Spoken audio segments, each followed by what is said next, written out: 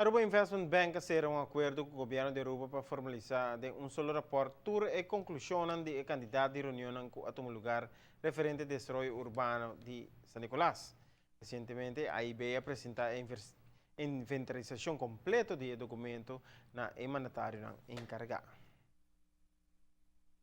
Nós queremos fazer mais accionam para o que está em um lugar. Só no passado, a um lugar houve town hall meetings, a um lugar houve apresentação, que é o povo de São Nicolás, a uma parte de gele, e agora que nós estamos com nós fazemos alguma análise parte da zona, e agora que nós estamos mirando que tem algum elemento que o mestre se realizar, entre outros também põe tour, stakeholders junto e traz junto para tomar executar o plano.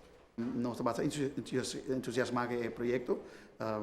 Nós tomamos nota de mais ou menos 72 edifícios na zona que nós analisamos.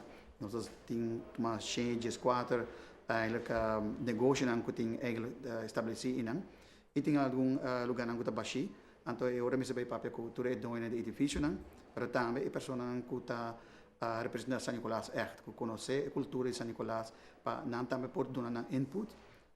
Pero não somente input que nós damos cá para alguns que vai output. Nós temos pouco tempo que não está tendo nada. Assim, realmente aqui com o Cubim e melhor se esta estrutura está bom bem. A Investment Bank apresenta uma ideia general, é um primeiro draft, pero está em ser a roupa de a ideia que o Word presidente a roupa tempo para São Nicolás e me gusta a atitude do ministro que está buscando immediate action. Falta algum requisito de menos que 60 dias quer finalizar o plano. De parte do governo, lo tem fundo disponível para o projeto por meio do Tourism Enhancement Fund.